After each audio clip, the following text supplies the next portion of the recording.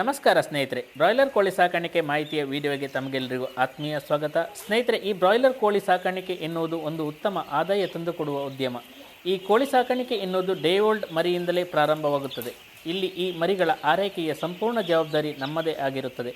ಆಗ ತಾನೇ ಜನಿಸಿ ನಮ್ಮ ಸಾಕಾಣಿಕಾ ಘಟಕಕ್ಕೆ ಆಗಮಿಸಿದ ಈ ಮರಿಗಳಿಗೆ ಕೃತಕವಾಗಿ ತಾಯಿಯ ಆರೈಕೆ ಕೊಟ್ಟು ಮುತುವರ್ಜಿಯಿಂದ ಬೆಳೆಸಿದರೆ ಸಾಕಾಣಿಕೆದಾರರ ಕೈ ಹಿಡಿಯುವುದರಲ್ಲಿ ಎರಡು ಮಾತಿಲ್ಲ.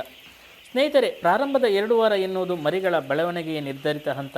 ಈ ಹಂತದಲ್ಲಿ ಸಾಕಷ್ಟು ಕೃತಕ ಶಾಖ ಕೊಟ್ಟು ಬೆಳೆಸಬೇಕು.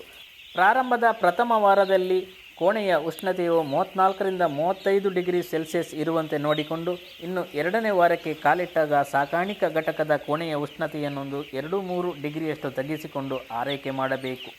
ಸ್ನೇಹಿತರೆ, ಅದರ ಜೊತೆಗೆ ಉತ್ತಮ ಗಾಳಿ ಬೆಳಕಿನ ವ್ಯವಸ್ಥೆಯೂ ಮುಖ್ಯವಾಗಿರುತ್ತದೆ.